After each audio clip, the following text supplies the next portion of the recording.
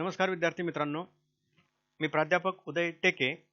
आज आपण business finance chapter number 1 यामधील 1.2 टाइम व्हॅल्यू ऑफ मनी म्हणजेच पैशाचे समय मूल्य किंवा पैशाचे काळ मूल्य या संकल्पनेवर चर्चा करणार आहोत. सर्वसामान्य आर्थिक व्यवहार करीत असताना प्रत्येक व्यक्तीद्वारा या संकल्पनेचा वापर होत असतो, परंतु ही संकल्पना एक अभ्यास विषय म्हणून वाणिज्याच्या विद्यार्थ्यांना माहीत असणं गरजेचं आहे. विशेषतः जे फायनान्सचे अभ्यासक असतात, ह्या फायनान्सच्या अभ्यासकांच्या दृष्टीने या संकल्पनेला फार महत्त्व आहे. ज्यावेळेस इथं आर्थिक निर्णय घेतले जात असतात, हे आर्थिक निर्णय घेत असताना प्रत्येक व्यक्ती या संकल्पनेचा वापर करीत असते. त्यामुळे ही संकल्पना नेमकी काय आहे हे समजणं आपल्या दृष्टीनं महत्त्वाचं आहे.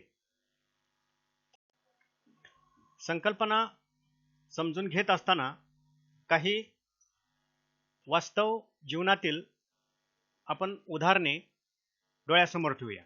पहा, हे पहिलं स्टेटमेंट पहिल्यांदा समजून घ्या. If you are offered the choice between having ₹10,000 today and having ₹10,000 at future date, you will usually prefer to have ₹10,000 now. काय आहे या वाक्याचा अर्थ? की जर तुम्हाला कोणी ऑफर दिली, कोणती ऑफर? की ₹10,000 आज द्यायचे किंवा ₹10,000 भविष्यातील तारखेला द्यायचे, तर तुमचा या दोन्हीपैकी कोणता चॉईस असेल? म्हणजे आजच्या ₹10,000 चॉईस असेल की भविष्यातल्या ₹10,000 चॉईस असेल? तर generally you will usually prefer, म्हणजे आपण कशाला प्रेफरन्स देऊ? टू हॅव ₹10,000 नाव, म्हणजे today.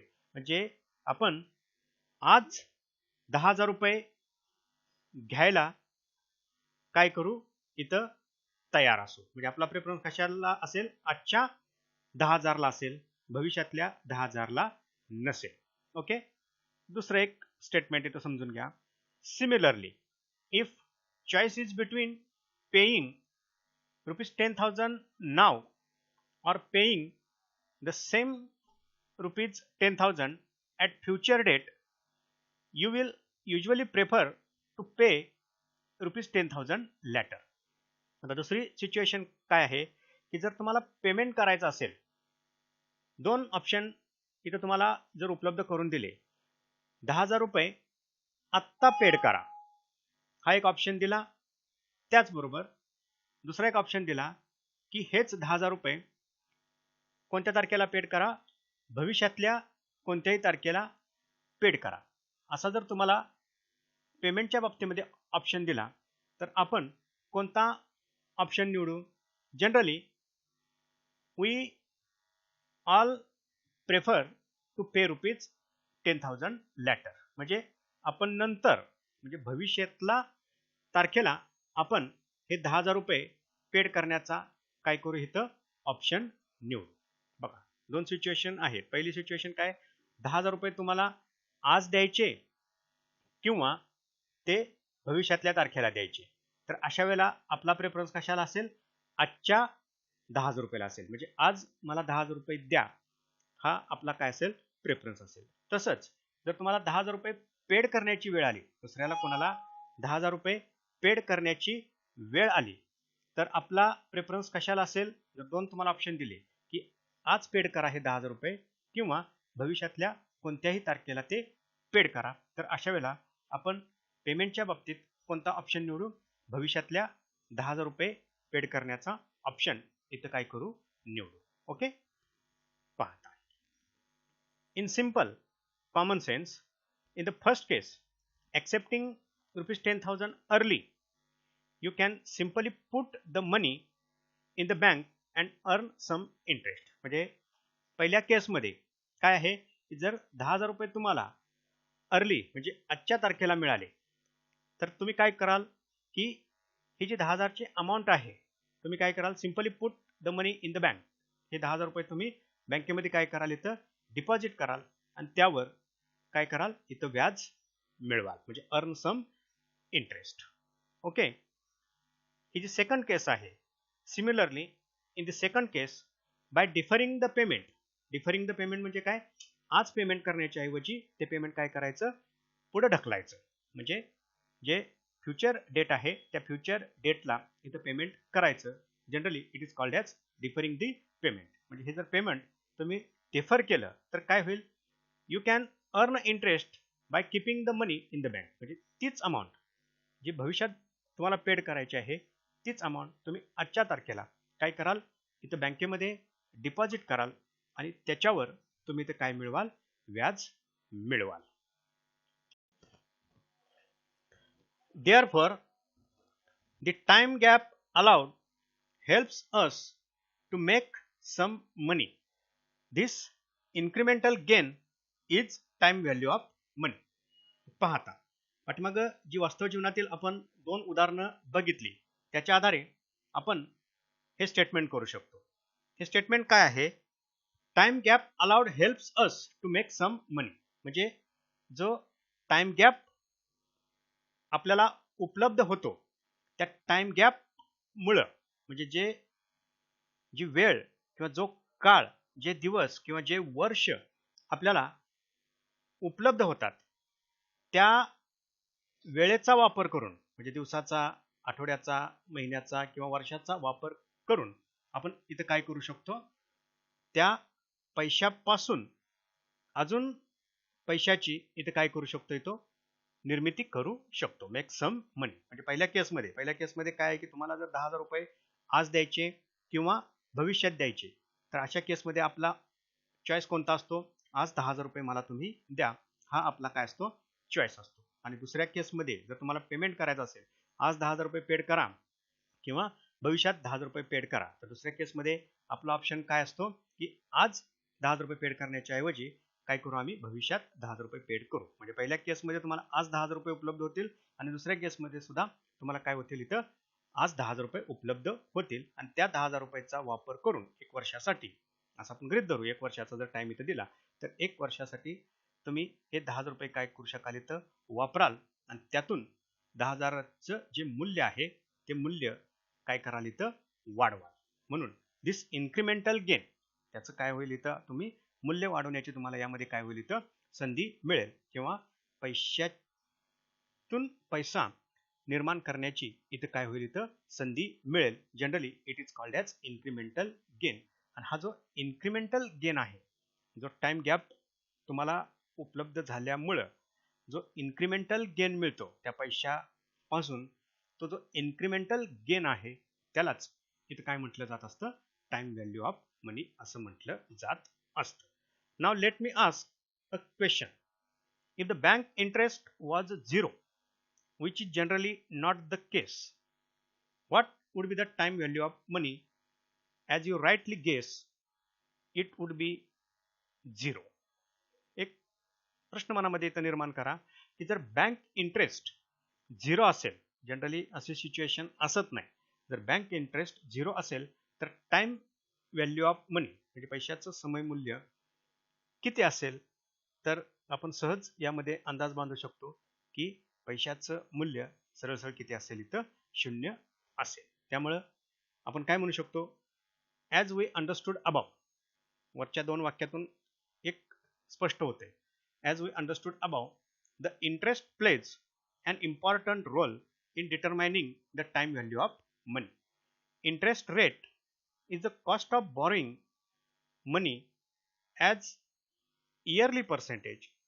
For investors, interest rate is the rate earned on an investment as yearly percentage.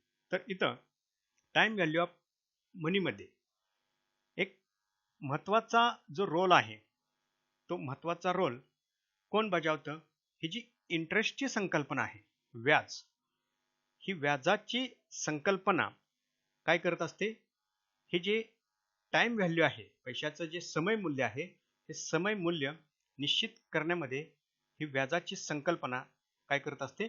एक महत्त्वाची भूमिका, प्लेज अन इम्पॉर्टंट रोल, एक महत्त्वाची भूमिका काय करत असते? बजावत असते. मग हे इंटरेस्ट किंवा इंटरेस्ट रेट नेमकं काय असतं? Generally it is cost of borrowing money. म्हणजे जर तुम्हाला पैसे उचलायचे असतील, पैशाची जर उपलब्धता करून घ्यावयाची असेल, थोडक्यात कर्ज घ्यावयाचं असेल, तर त्याची जी कॉस्ट आहे त्याला इथं काय म्हटलं जात असते? इंटरेस्ट असं म्हटलं जात असते. किंवा जर पैसे तुम्हाला इन्व्हेस्ट करायचे असतील, म्हणजे पैसे बॉरो करण्याच्या ऐवजी तुमच्याकडे असलेली रक्कम जर तुम्हाला इन्व्हेस्ट करायची असेल, तर त्यातून तुम्ही तुमचं इन्व्हेस्टमेंटचं जे मूल्य आहे ते तुम्ही ते काय करू शकता? वाढवू शकता. किंवा त्या इन्व्हेस्टमेंट मधून काही रक्कम तुम्ही काय करू शकता? इथं अर्न करू शकता. म्हणजे काही रक्कम त्यामधून तुम्ही इथं काय करू शकता?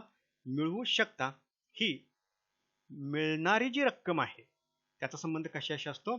या इंटरेस्टशी असतो. म्हणजे इंटरेस्ट दोन अँगलनं आपल्याला विचार करायचा आहे की जर तुम्हाला पैसे उपलब्ध करून घ्यायचे असतील, तर त्या उपलब्ध झालेल्या पैशाचा जो मोबदला आहे, कॉस्ट, त्या पैशावर तुम्हाला जो करावा लागणारा खर्च आहे त्याला ते काय म्हटलं जात असतं? कॉस्ट असं म्हटलं जात असतं. आणि ही कॉस्ट जनरली आपण कशी कॅल्क्युलेट करतो? इंटरेस्ट रेट डोळ्यासमोर ठेवून त्या बॉरिंगची कॉस्ट कॅल्क्युलेट करत असतो.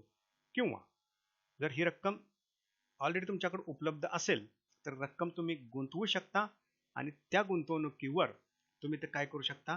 काही इन्कम मिळवू शकता, अर्निंग, त्या रकमेतून काही अर्निंग तुम्ही मिळवू शकता. हे जे अर्निंग आहे, हे अर्निंग तुम्ही कसं निर्धारित करू शकता? जो इंटरेस्ट रेट आहे, प्रिव्हेलिंग रेट ऑफ इंटरेस्ट, या इंटरेस्ट रेटच्या आधारे हे तुम्ही जे उत्पन्न आहे तुमच्या गुंतवणुकीवर, त्या गुंतवणुकीवरचं उत्पन्न तुम्ही काय करू शकता? इथं मिळवू शकता. म्हणजे टाइम व्हॅल्यू ऑफ मनी मध्ये महत्त्वाची संकल्पना कोणती असते? यामध्ये जे प्रिव्हेलिंग इंटरेस्ट रेट आहेत अर्थव्यवस्थेमध्ये, त्या प्रिव्हेलिंग इंटरेस्ट रेटमुळं ही जी काय टाइम व्हॅल्यू ऑफ मनी आहे, ही संकल्पना काय ठरत असते? इथं महत्त्वाची ठरत असते. तर आता आपण या संकल्पनेची एक व्याख्या अभ्यासूया. पहा, प्रथम ही व्याख्या मी वाचतो. The time value of money, abbreviation that is TVM, is the idea that money available at the present time is worth more than same amount in the future due to its potential earning capacity. This core principle of finance holds that provided money can earn interest, any amount of money is worth more the sooner it is received. पहा, समजून घ्या ही व्याख्या काय आहे. The time value of मनी एक अशी idea आहे. काय आहे ही संकल्पना किंवा ही कल्पना? That the money available at the present time, म्हणजे वर्तमान काळात, म्हणजे आजच्या तारखेला, आजच्या वेळेला जी अमाऊंट अवेलेबल आहे, ती अमाऊंट काय असते? वर्थ मोर दॅन, म्हणजे ते अमाऊंट ही नेहमी काय असते? जास्त असते. किंवा त्या अमाऊंटचं जे मूल्य आहे, वर्थ म्हणजे त्या अमाऊंटचं जे मूल्य आहे ते नेहमी काय असतं? जास्त असतं. कशाशी तुलना करता?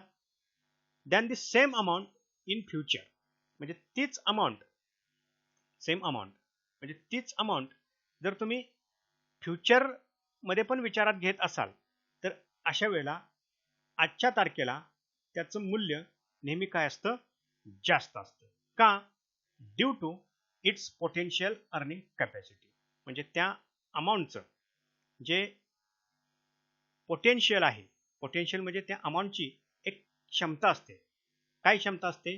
तर त्या अमाऊंटद्वारे तुम्ही काय करू शकता, इथं तुमची जी अर्निंग कॅपॅसिटी आहे किंवा त्या अमाऊंटमुळं तुम्ही इथं काय करू शकता, तुमचं जे अर्निंग आहे ते अर्निंग काय करू शकता, वाढवू शकता.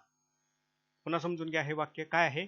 मनी available at the present time, म्हणजे आजच्या तारखेला जी उपलब्ध असणारी रक्कम आहे त्याचं मूल्य हे नेहमी काय असतं, जास्त असतं. Same amount in the future, म्हणजे तीच अमाऊंट जर तुम्ही फ्युचर मध्ये जर डोळ्यासमोर ठेवत असाल तर त्या फ्युचरच्या त्याच अमाऊंटची किंमत ही आजच्या तारखेला नेहमी काय असते, जास्त असते. का जास्त असते? तर आजच्या तारखेला त्या अमाऊंटची एक क्षमता असते, म्हणजे ती अमाऊंट तुम्ही वापरून काय करू शकता, पैशाची एक क्षमता असते, पोटेन्शियल अर्निंग कॅपॅसिटी असते. प्रत्येक रकमेची एक पोटेन्शियल अर्निंग कॅपॅसिटी असते. हे पोटेन्शियल अर्निंग कॅपॅसिटीचा संबंध कशाशी असतो, आपण पाठीमागल्या स्लाइडमध्ये बघितलं आहे की ही पोटेन्शियल अर्निंग कॅपॅसिटीचा संबंध असतो जे इंटरेस्ट रेट आहेत त्या इंटरेस्ट रेटशी असतो. म्हणजे ह्या इंटरेस्ट रेटचा वापर करून इंटरेस्टचा वापर करून तुम्ही आजच्या अमाऊंटची जी किंमत आहे ती किंमत काय करू शकता, इथं वाढवू शकता. The square principle of finance holds that provided money can earn interest. म्हणजे प्रोव्हाइडेड मनी म्हणजे काय, आजच्या तारखेला उपलब्ध असलेली जी रक्कम आहे ती रक्कम काय करू शकते, इंटरेस्ट अर्न करू शकते, म्हणजे व्याज मिळवू शकते. Any amount of money is worth more the सुनर इट इज रिसिव्ड. म्हणजे कोणतीही अमाऊंट जर तुम्हाला लवकरात लवकर मिळत असेल तर त्याचं मूल्य नेहमी काय असतं, इथं जास्त असतं. अशी सर्वसाधारणपणे काय आहे, ही टाइम व्हॅल्यू ऑफ मनीची संकल्पना आहे. म्हणजे थोडक्यात काय आहे, सिंपल संकल्पना आहे की एक विशिष्ट अमाऊंट, सपोज 100 रुपये जर भविष्यातल्या तारखेला तुम्हाला मिळणार असतील आणि आजच्या तारखेला जर तुम्हाला मिळणार असतील तर आजच्या तारखेला असणारं जे 100चे मूल्य आहे ते मूल्य भविष्यातल्या असणाऱ्या 100च्या मूल्यापेक्षा नेहमी काय असतं, इथं जास्त असतं. कारण इथं भविष्यात पण 100 रुपये आपण विचारात घेणार आहोत आणि आजच्या तारखेला पण आपण 100 रुपयेच विचारात घेणार आहोत. दोन्ही वेळेला हे मूल्य इथं समान असू शकत नाही. म्हणून आजच्या तारखेचं मूल्य नेहमी काय असतं, जास्त असतं. त्यालाच इथं काय म्हटलं जात असते, टाइम व्हॅल्यू ऑफ मनी असं म्हटलं जात असतं. Reasons for time value of money. तर आता आपण हे जे पैशाचं समय मूल्य आहे याची कारणं काय आहेत, म्हणजे पैशाला समय मूल्य असतं, का असतं ते पैशाला समय मूल्य, त्याची कारणे आपण यामध्ये काय करणार आहोत, बघणार आहोत. There are 4 reasons why money can more valuable today than in the future. म्हणजे आजच्या पैशाचं मूल्य नेहमी काय असतं, जास्त असतं भविष्यातल्या त्याच रकमेशी तुलना करता. हे आतापर्यंत आपण काय केलं आहे, बघितलं असतं. मग हे का असतं आजच्या पैशाचं मूल्य नेहमी जास्त, let's discuss.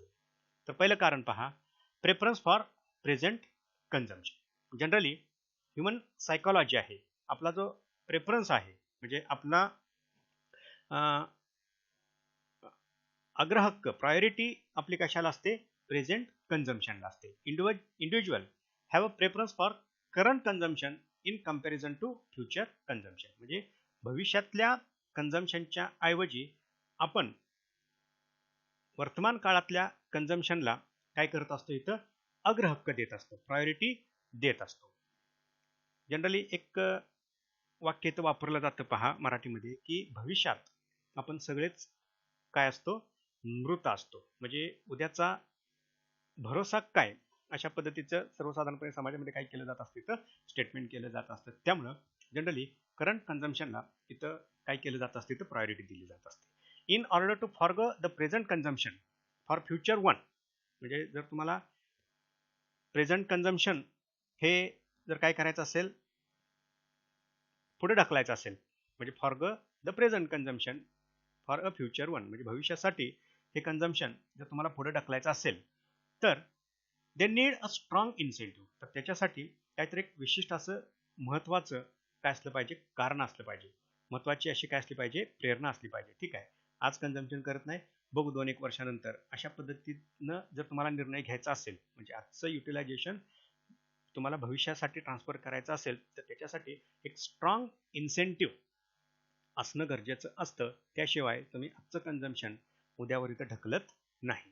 Say for example, if individual's present preference is very strong, then he has to be offered a very high incentive to forgo it like a higher rate of interest and vice versa. म्हणजे थोडक्यात काय, जर तुम्हाला त्या व्यक्तीला present consumption जर पुढे ढकलण्यासाठी प्रेरित करायचं असेल, forgo the present consumption for future time, जर फ्युचरमध्ये त्या व्यक्तीला कन्झम्पशन करण्यासाठी तुम्हाला जर प्रेरित करायचं असेल तर मग तुम्हाला काय करावं लागेल, offer a very high incentive. तर त्याला तुम्हाला काहीतरी एक सर्वोत्कृष्ट अशी काय केली पाहिजे, इथं प्रेरणा दिली पाहिजे. मग ही प्रेरणा कशाच्या स्वरूपात असू शकते, एक हायर रेट ऑफ इंटरेस्टच्या स्वरूपात असू शकते. म्हणजे तुम्ही त्याला जर जास्त व्याजाचं आमिष दाखवलं तर तो काय करेल, आज त्या रकमेचा वापर करण्याच्या ऐवजी ती रक्कम दुसऱ्या कुणाला तरी काय करेल, इथं वापरायला देईल. म्हणजे थोडक्यात काय, आज ती रक्कम तो काय करेल, मग इथं बाजूला काढेल आणि भविष्यात ती रक्कम आपण वापरू, अशा पद्धतीची त्याची जी काय मानसिकता आहे ती मानसिकता काय होईल, इथं तयार होईल. जनरली इथं काय लक्षात ठेवायचं आहे की जो प्रेफरन्स असतो, जनरली ह्युमन बिईंगचा जो प्रेफरन्स असतो तो प्रेफरन्स कशाला असतो, करंट कन्झम्पशनला असतो, फ्युचर कन्झम्पशनला नसतो. आणि जर तुम्हाला ते फ्युचर कन्झम्पशनला त्याला जर प्रेरित करायचं असेल तर तुम्हाला काय करावं लागेल, काही स्ट्रॉंग इन्सेंटिव्ह त्याला ऑफर कराव्या लागतील. म्हणजे तुम्ही जर त्याला जास्त व्याजाचं आमिष दिलं तर ती व्यक्ती ती रक्कम काय करू शकतो, कन्झ्युम करण्याच्या ऐवजी इन्व्हेस्ट करू शकतो. दुसरं रिझन काय आहे, इन्फ्लेशन. म्हणजे मार्केटमध्ये, अर्थव्यवस्थेमध्ये काय असते, इथं चलनवाढीची अवस्था असते. या इन्फ्लेशनमुळं काय होत असतं, इन अन इन्फ्लेशनरी इकॉनॉमी, जर अर्थव्यवस्थेमध्ये जर भाववाढ होत असेल किंवा चलनवाढ होत असेल, the money received today has more purchasing power than the money to be received in future. म्हणजे आजच्या रकमेची जी पर्चेसिंग पॉवर आहे ती नेहमी भविष्यातील रकमेपेक्षा काय असते, इथं जास्त असते. म्हणजे इन्फ्लेशनरी कंडिशनमध्ये आज जी पर्चेसिंग पॉवर आहे विशिष्ट रकमेची, ती पर्चेसिंग पॉवर भविष्यात इथं राहत नाही. पर्चेसिंग पॉवर इथं काय होत असते, कमी होत असते. In other words, a rupee today represents a greater real purchasing power than the rupee in future. म्हणजे आजच्या तारखेला त्या पैशाची जी पर्चेसिंग पॉवर असते as compared to future purchasing power, ही नेहमी काय असते, इथं ग्रेटर असते. म्हणजे नेहमी काय असते, इथं जास्त असते. Then risk. तिसरं एक रिझन काय आहे की एक धोका. हा धोका कोणता, as we know future is never certain and we can't determine the risk involved in future because outflow of cash is in our hand as a payment where as there is no certainty for future cash inflow. आता पहा, संकल्पना काय आहे की as we know future is never certain, म्हणजे भविष्याचा तुम्ही इथं अचूक अंदाज इथं बांधू शकत नाही.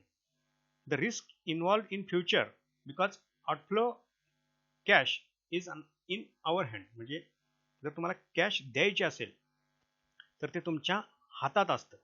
परंतु जर तुम्हाला कॅश भविष्यामध्ये इथे काय करायचे असेल, मिळवायचे असेल, फ्युचर कॅश इनफ्लो, तर त्यामध्ये इथं सर्टन्टी असेलच याची गॅरंटी नाही. म्हणजे भविष्यात ही रक्कम तुम्हाला मिळेलच याची इथं गॅरंटी नसते. भविष्यात तुम्ही जर रक्कम देणार असाल तर ह्युमन सायकोलॉजी काय असते, तुम्ही त्या रकमेची व्यवस्था वर्तमान काळातच करत जाता, परंतु तुम्हाला भविष्यात रक्कम मिळेल हे 100% तुम्ही इथं सांगू शकत नाही.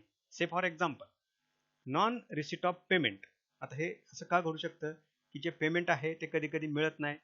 अनसर्टॅनिटी ऑफ इन्व्हेस्टर्स लाईफ, म्हणजे जो इन्व्हेस्टर आहे म्हणजे प्रत्यक्ष आपण आपल्या आयुष्याचाच मुळात म्हणजे थोडक्यात काय आपल्या जीविताचाच इथं काय असतो, इथं भरोसा नसतो.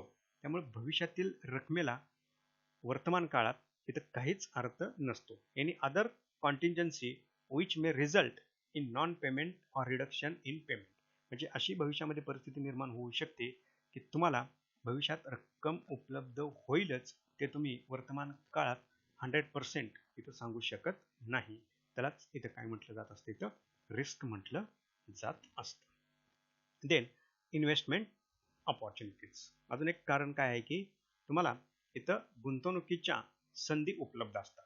An investor can profitably use the received money today to get higher return tomorrow or after a certain period of time. म्हणजे तुम्हाला जर आज रक्कम उपलब्ध होत असेल तर या उपलब्ध रकमेचा वापर तुम्ही काय करू शकता, प्रॉफिटेबली म्हणजे त्यातून एक फायदा मिळवण्यासाठी या रकमेचा तुम्ही इथं वापर करू शकता. म्हणजे एक रक्कम तुम्ही इथं गुंतवू शकता, मग ते सोन्यामध्ये गुंतवू शकता, बँकेमध्ये गुंतवू शकता, किंवा जमिनीमध्ये ती रक्कम तुम्ही काय करू शकता, इथं गुंतवू शकता. म्हणजे जेणेकरून पैशाच्या मूल्य तुमचं वाढेल अशा काही घटकांच्या मध्ये तुम्ही ही रक्कम काय करू शकता, इथं गुंतवू शकता आणि त्यातून तुमच्या पैशाचं जे मूल्य आहे ते मूल्य ते काय करू शकता, वाढवू शकता. तर अशी ही 4 कारण आहेत. पहिलं कारण काय की जनरली ह्युमन सायकोलॉजी असते की कन्झम्पशन त्याचा प्रेफरन्स कशाला असतो, प्रेझेंट कन्झम्पशनला असतो. दुसरं कारण काय की इन्फ्लॅशनरी जी सिच्युएशन आहे, ड्यू टू इन्फ्लॅशनरी सिच्युएशन जी पर्चेसिंग पॉवर आहे, करंट पर्चेसिंग पॉवर ही नेहमी काय असते, मोर असते, जास्त असते.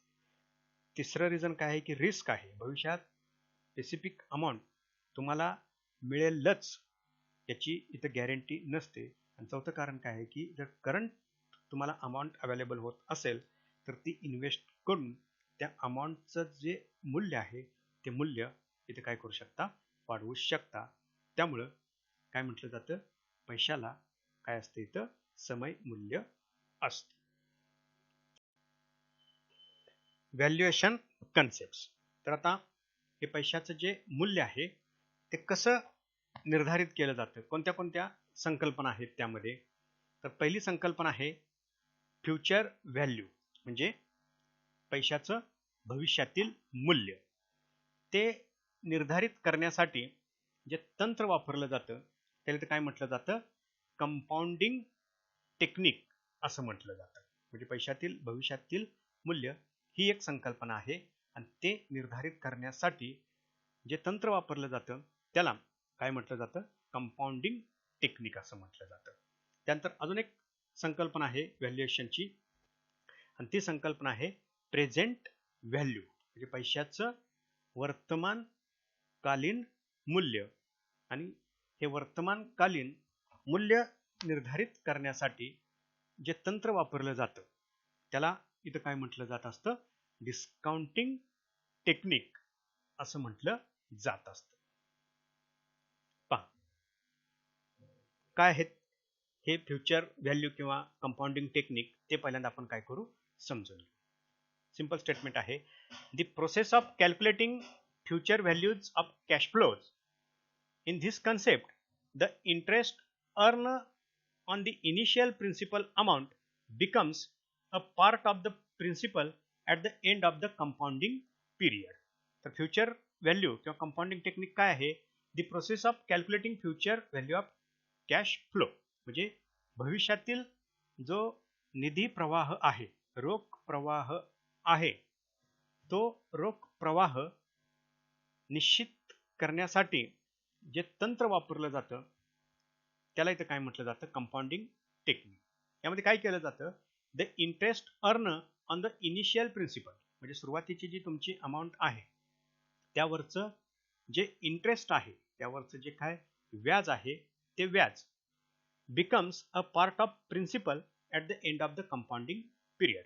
म्हणजे विशिष्ट असा कालावधी संपल्यानंतर त्या मुद्दलामध्ये, म्हणजे इनिशियल प्रिन्सिपल म्हणजे सुरुवातीचं जे प्रिन्सिपल आहे, प्रिन्सिपल म्हणजे सुरुवातीचं मुद्दल जे आहे त्या सुरुवातीच्या मुद्दलामध्ये at the end of the period तुम्ही इथं काय करता, जे व्याज ॲड करता त्यातून जी अमाऊंट निर्धारित होत असते त्याला इथं काय म्हटलं जात असते, फ्युचर व्हॅल्यू असं म्हटली. त्या अमाऊंटला इथं काय म्हटलं जात असते, फ्युचर व्हॅल्यू असं म्हटलं जात असतं. म्हणजे हे कंपाऊंडिंग ची संकल्पना कशी आहे की सपोज तुम्ही आजच्या तारखेला 100 रुपये जर इन्व्हेस्ट करणार असाल, आजच्या तारखेला जर तुम्ही 100 रुपये इन्व्हेस्ट करणार असाल, तर after completion of first year म्हणजे पहिलं वर्ष संपल्यानंतर ते 100 रुपये that is initial principal plus जो इंटरेस्ट आहे, इंटरेस्ट समजा सपोज 10% इंटरेस्ट आहे, तर after completion of first year ही अमाऊंट किती असेल, 100 रुपये principal plus interest 10% that is ही अमाऊंट असेल 110, म्हणजेच ती अमाऊंट असेल 110. मग नेक्स्ट इयरमध्ये इनिशियल प्रिन्सिपल किती असेल 110 plus after completion of second year दुसरं वर्ष संपल्यानंतर ही अमाऊंट किती असेल 110 प्लस 10% इंटरेस्ट, इंटरेस्ट किती असेल 110 वरचं 10% इंटरेस्ट 111 असेल, म्हणजे 11 रुपये इंटरेस्ट असेल. म्हणजे 110 plus after completion of second year 11, ती अमाऊंट किती असेल 121. म्हणजे कंपाऊंडिंग मध्ये काय केलं जात असते, प्रिन्सिपलमध्ये इंटरेस्ट ऍड करून दरवर्षी इंटरेस्ट कॅल्क्युलेट केलं जात असतं आणि हे इंटरेस्ट दरवर्षी त्या प्रिन्सिपल अमाऊंटमध्ये काय केलं जात असते, ऍड केलं जात असते. याला इथं काय म्हटलं जात असते, फ्युचर व्हॅल्यू असं म्हटलं जात असते. थोडक्यात काय, interest earn on the initial principal amount becomes a part of the principal. म्हणजे त्या मूळ प्रिन्सिपलमध्ये इंटरेस्ट ऍड करून पुन्हा त्या प्रिन्सिपलवर काय केलं जात असते, व्याज काढलं जात असते. Generally it is called as compounding. मराठीमध्ये याला एक शब्द वापरला जातो चक्रवाढ व्याज. मुद्दल अधिक व्याज, त्यानंतर त्याच्यावर व्याज, पुन्हा त्याच्यावर व्याज, अशा पद्धतीने चक्राकार पद्धतीनं इथं जो प्रवाह कॅश फ्लोचा होत असतो, कॅश म्हणजे जे तुमची इन्व्हेस्टमेंट आहे ती इन्व्हेस्टमेंट काय होत जात असते, तर ऑटोमॅटिकली इंटरेस्ट ऍड केल्यामुळं वाढत जात असते. त्याला ते काय म्हटलं जात असते, फ्युचर व्हॅल्यू किंवा कंपाऊंडिंग टेक्निक असं म्हटलं जात असतं. ओके. त्यानंतर डिस्काउंटिंग टेक्निक किंवा future value, sorry present value म्हणजे वर्तमानकालीन मूल्य. Simple definition is present value is the current value of future amount. म्हणजे भविष्यातली जी अमाऊंट आहे त्याची जी करंट व्हॅल्यू आहे म्हणजे वर्तमानकालीन जी व्हॅल्यू आहे त्याला ते काय म्हटलं जात असते, प्रेझेंट व्हॅल्यू असं म्हटलं जात असते. म्हणजे भविष्यात म्हणजे आफ्टर कम्प्लिशन ऑफ 1 इयर जर तुम्हाला 100 रुपये मिळणार असतील किंवा जर तुम्हाला 100 रुपये द्यावे लागणार असतील तर आजचं मूल्य त्याचं 100 रुपये असणार नाही, ते काय असेल इथं कमी असेल. मग ते 97 रुपये असू शकतं, 98 रुपये असू शकतं किंवा 99 रुपये असू शकतं. ऑटोमॅटिकली ते अमाऊंट काय असेल इथं कमी असेल.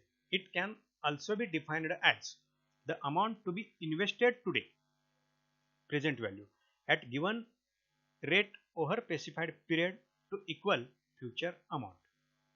काय संकल्पना आहे अजून अशी की आपल्याला जर भविष्यामध्ये 1-2 वर्षानंतर 3 वर्षानंतर जर 200 रुपये हवे असतील, भविष्यामध्ये 1 वर्षानंतर किंवा 2 वर्षानंतर जर तुम्हाला 200 रुपये हवे असतील तर आज किती रुपये अमाऊंट तुम्हाला बाजूला काढून ठेवावी लागेल. म्हणजे 97, 98, 198, 197 ही जी अमाऊंट आहे आजच्या तारखेची त्याला ते काय म्हटलं जात असते, प्रेझेंट व्हॅल्यू असं म्हटलं जात असतं. म्हणजे आपल्या भविष्यात एक प्लॅन असतात, मुलाची लग्न असतात, शिक्षण असतं, फॉरेन ट्रिप असते, तर आपल्याला एक रक्कम लागत असते, बाबा 5 लाख रुपये आपल्याला लागणार आहे. तर भविष्यात जर आपल्याला 5 लाख रुपये लागणार असतील तर आजच्या तारखेपासून आपल्याला किती रुपये रक्कम बाजूला काढून ठेवावी लागेल, ही जी आजच्या तारखेची रक्कम आहे त्याला ते काय म्हटलं जात असते, प्रेझेंट व्हॅल्यू म्हटलं जात असतं. आणि ही प्रेझेंट व्हॅल्यू कशी निर्धारित केली जात असते, डिस्काउंटिंग टेक्निक थ्रू निर्धारित केली जात असते. पुन्हा या संकल्पना समजून घ्या. फ्युचर व्हॅल्यू म्हणजे काय, आजच्या अमाऊंटचं भविष्यातील मूल्य, त्याला काय म्हटलं जातं, फ्युचर व्हॅल्यू. आणि ते कसं निर्धारित केलं जातं, कंपाऊंडिंग टेक्निकद्वारे निर्धारित केलं जातं. आणि प्रेझेंट व्हॅल्यू म्हणजे काय, भविष्यातील एखाद्या विशिष्ट अमाऊंटचं आजच्या तारखेचं असणारं जे काय मूल्य आहे त्याला ते काय म्हटलं जातं, प्रेझेंट व्हॅल्यू असं म्हटलं जातं आणि ते मूल्य कसं निर्धारित केलं जात असतं, डिस्काउंटिंग टेक्निक थ्रू निर्धारित केलं जात असतं. ओके, तर हे नेमकं कसं निर्धारित करायचं, हे कंपाऊंडिंग टेक्निक वापरून भविष्यातलं मूल्य कसं निर्धारित करायचं किंवा डिस्काउंटिंग टेक्निक वापरून वर्तमानकालीन मूल्य कसं निर्धारित करायचं हे आपण उदाहरणाद्वारे समजून घेऊ. ओके, एक इथं आपण फिगर बघूया, त्याच्या आधारे आपल्याला ही संकल्पना ग्राफिक्सच्या द्वारे स्पष्ट होईल. पहा, ही जी प्रेझेंट व्हॅल्यू आहे, जर तुम्हाला फ्युचर व्हॅल्यू जर काढायची असेल, म्हणजे आजच्या रकमेचं भविष्यातील जर मूल्य काढायचं असेल, तर त्याच्यासाठी तुम्हाला जी संकल्पना अप्लाय करावी लागते, जे तंत्र अप्लाय करावं लागतं, वर आपण बघितलं, त्याला काय म्हटलं जातं, कंपाऊंडिंग असं म्हटलं जातं. याच्या अगदी रिव्हर्स जी भविष्यातली व्हॅल्यू आहे, त्याचं जर तुम्हाला आजचं मूल्य निर्धारित करायचं असेल, तर जी प्रोसेस अप्लाय केली जात असते त्याला इथे काय म्हटलं जातं, डिस्काउंटिंग असं म्हटलं जातं. त्याच्यासाठी काही फॉर्म्युलाचा वापर केला जातो. जर तुम्हाला प्रेझेंट व्हॅल्यूचं फ्युचर व्हॅल्यू जर निर्धारित करायचं असेल, त्याला काय म्हटलं जातं, कंपाऊंडिंग असं म्हटलं जातं. तर त्याच्यासाठी हा फॉर्म्युला अप्लाय केला जातो. FV that is future value is equal to PV that is present value into in bracket 1 plus I that is interest rate n number of years. किती वर्षासाठी, 3 वर्षासाठी, 4 वर्षासाठी, 5 वर्षासाठी, या पद्धतीनं हे प्रॉडक्ट निर्धारित केलं जातं. आणि जे प्रॉडक्ट येईल हे मॅथमॅटिकल कॅल्क्युलेशन केल्यानंतर त्या प्रॉडक्टनं प्रेझेंट व्हॅल्यूला मल्टिप्लाय केलं जातं. तुम्हाला काय मिळत असते, फ्युचर व्हॅल्यू मिळत असते. आता ही जी फ्युचर व्हॅल्यू आहे त्याची जर तुम्हाला प्रेझेंट व्हॅल्यू कॅल्क्युलेट करायची असेल, तर त्याच्यासाठी हे डिस्काउंटिंगची प्रोसेस असते.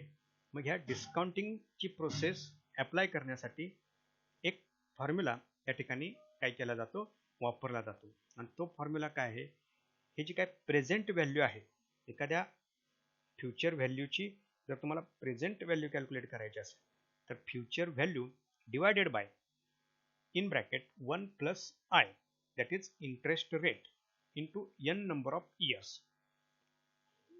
यातून जे प्रॉडक्ट तयार होत असतं त्या प्रॉडक्टनं फ्युचर व्हॅल्यूला फक्त काय करायचं, डिवाइड करायचं. तुम्हाला त्या फ्युचर व्हॅल्यूची काय मिळत असते, इथं प्रेझेंट व्हॅल्यू मिळत असते. सिंपल आहे. प्रेझेंट व्हॅल्यूची फ्युचर व्हॅल्यू काढायची असेल तर कंपाऊंडिंग, आणि फ्युचर व्हॅल्यूची प्रेझेंट व्हॅल्यू काय काढायची असेल तर कोणतं टेक्निक वापरलं जात असतं, डिस्काउंटिंग हे टेक्निक वापरलं जात असतं. तर आता प्रत्यक्ष ही फ्युचर व्हॅल्यू कशा निर्धारित केल्या जातात किंवा प्रेझेंट व्हॅल्यू कशी निर्धारित केली जात असते, या दोन टेक्निकचा वापर करून ते आपण पुढच्या लेक्चरला पाहूया.